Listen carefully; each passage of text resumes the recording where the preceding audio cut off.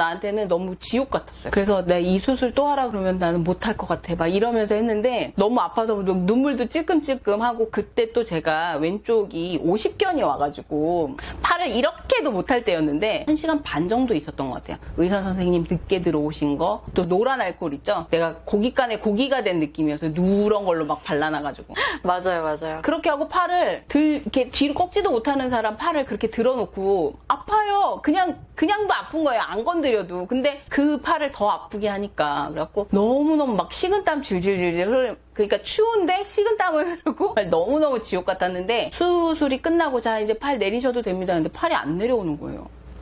굳었어요 그대로. 팔이 안 움직이는데 저 좀 잡아주세요. 그래갖고 마지막 그 꼬맨 사람들 어찌나 프랑켄슈타인처럼 꼬매놨는지 아니 좀 성형할 때처럼 잘 꼬매놨으면 이렇게 흉터가 심각하게 안 생겼어요. 팔 이 흉터 때문에 제가 한동안 막 흉터 없어지는 연고 뭐 파스 그런 거 다 붙이고 그랬는데 이거 흐려지기는 흐려졌거든요. 이게 빨갛게 돼가지고 툭 튀어나왔었는데 지금 흐려지긴 했어요. 근데 크기가 안 줄어들어요. 그렇게 해서 그러면 투석 준비를 마친 거죠? 그러니까 투석하려면 그 혈관이 되어 있어야 되니까 그 준비죠. 준비 과정이고 만약에 응급하게 투석하는 사람들이 있어요. 투석해야 되는데 계속 미루다가 막 크레아틴이 원래 4 정도가 넘으면 투석 준비하세요 하거든요. 그러니까 정상인은 1이 안 돼요. 0.8에서 1.2 정도까지. 그러니까 1이 넘어가면 관리하셔야 됩니다. 이런 소리 하거든요. 근데 4 정도부터는 이제 투석해야 되는 수치라고는 해요. 그리고 사람마다 다른데 요독증이라는 게 있어요. 그러니까는 신장이 기능을 못하면 신장에서 이렇게 노폐물을 걸러주잖아요. 그걸 못 걸러줘서 요독이 쌓이는 거예요. 몸 안에. 그렇죠. 빠져나가지 못하고. 그게 쌓이면 증상이 나타나는데 저는 그 증상이 제가 별로 없다고 생각을 했는데 제가 밥도 잘 못 먹고 막 구역질 나고 그랬던 게 그게 요독 증상이었어요. 제가 그거를 거의 한 1년 반은 그렇게 살았거든요. 근데 요독증이 더 심한 사람도 있나 봐요. 진짜 막 토하고 그런 사람도 있고 아예 뭘 못 먹는 사람도 있더라고요. 물도 못 먹는 사람. 왜냐면 노폐물을 분해시켜줘야 되는데 그 역할을 못 해주니까 몸에서는 더 받아들이질 못하는 그렇죠. 거죠. 저는 의사 선생님 속인 거나 마찬가지예요. 괜찮아요. 저 요독 증상 없어요. 막 이래가지고 수술을 하고 원래는 한두 달 있다가 투석을 시작하는데 저는 만 1년을 넘겨서 했어요.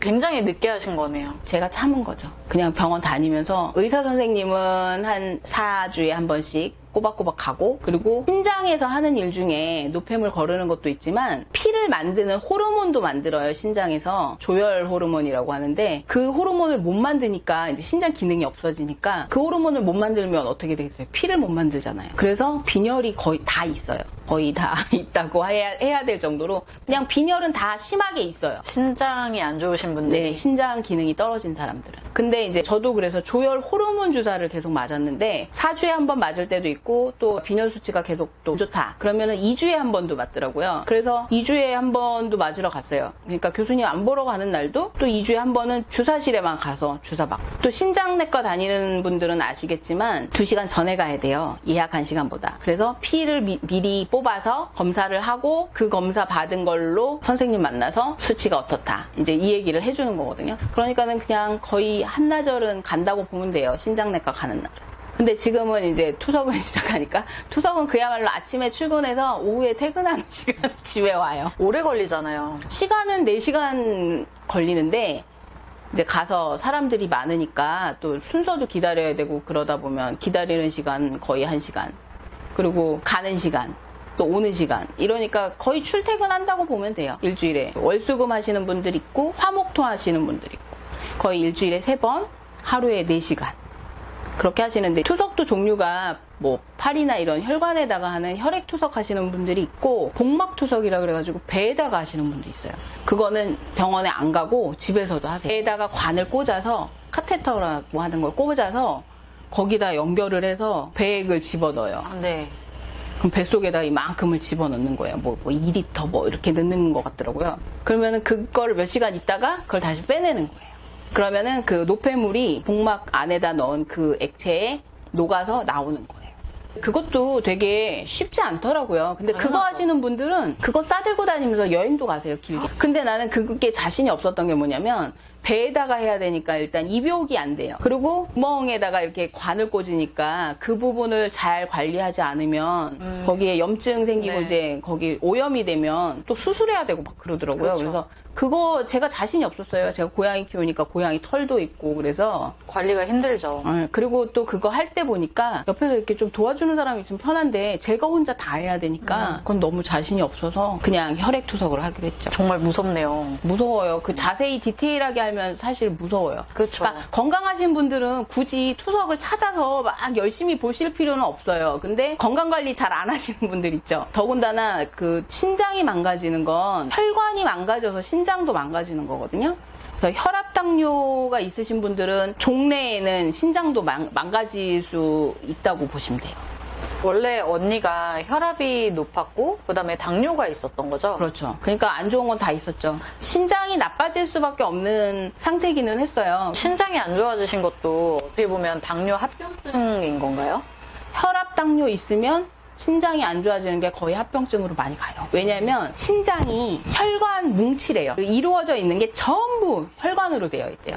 그러니까 혈압 당뇨는 혈관이 약해지고 망가지고 가늘어지고 뭐 그러는 건데, 그리고 끈끈하게 흐르는 피가 천천히 흐르니까는 노폐물도 많이 쌓이고, 그래서 혈관이 망가지는 거니까. 사실 장기들은 다 혈관으로 되어 있는데 특히나 신장은 훨씬 더 많이. 저 같은 경우는 원래 저혈압이었거든요. 진짜 몇 년간을 왜 아침에 공복에 원래 혈압을 재잖아요. 그러면 간호사분들이 여러 번 재야 했어요. 정상 수치까지 올리려고. 그러니까 너무 낮으니까. 고혈압보다 더 무섭더라고요, 저혈압이. 저혈압이 더 무서워요. 네, 그래 저혈압이 피가 흐르는 속도가 되게 늦은 거기 때문에 노폐물이 더 잘 낄 수도 있어요. 혈관이 더 망가질 수 있고.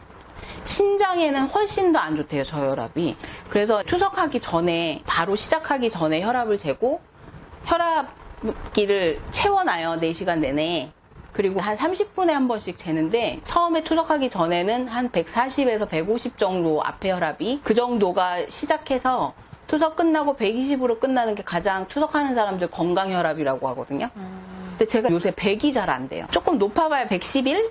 뭐 이 정도밖에 안 나와가지고 어제도 투석 받으면서 누워서 다리 올리고 있었거든요. 네. 그래서 쬐끔 올렸어요. 병원 가면서 왜 오늘 이렇게 어지럽지? 이렇게 생각했는데 그게 혈압이 낮아서 그렇다는 생각을 못했는데 혈압이 낮았어요. 가서 바로 쟀는데 80 몇이 나온 거예요. 그래서 저 누워 계세요. 그럼 계속 허리 아픈데 막 이러면서 누워 있었거든요. 아, 내가 어젠가 무슨 건강 채널을 보다가 거기 아줌마가 자기가 혈압이 조금 높다는 것만 알고 있는 거예요. 수치도 모르고. 근데 병원에 가서 건강검진을 받았는데 150이 넘게 나왔어요. 그러면 약을 먹어야 돼요. 만약에 150 정도가 항상은 아니더라도 그렇게 올라가는 사람이 만약에 약을 안 먹는다. 그러면 혈관에 계속 상처가 생기는 거예요. 그럼 그 상처 생긴 혈관이 터질 수도 있고, 거기에 노폐물이 더 쌓여서 뭐가 생길 수도 있고, 혈관이 다 망가져요. 그러니까 신장 망가지듯이. 그래서 혈압은 약을 먹는 거를 무서워할 게 아니라 그 높은 혈압을 관리를 해야 되는데 그게 운동이나 뭐 그런 걸로만 관리가 안 돼요. 그때 의사 선생님 그러더라고요. 남자분이나 여자분이나 만약 오셔가지고 밥 먹는 거 말고 운동으로 자기가 관리를 하겠다 하면 그게 밥 먹는 거로 살 빼기가 더 쉽지 운동하는 거로 살 빼기 어려운 거 아시죠? 러닝머신에서 꽤 빠른 속도로 걸으면서 61분을 하니까 단팥빵 하나 먹은 칼로리가 없어졌다니까, 아, 이제 빵 먹을 때 생각하게 될 것 같아요. 그러더라고요.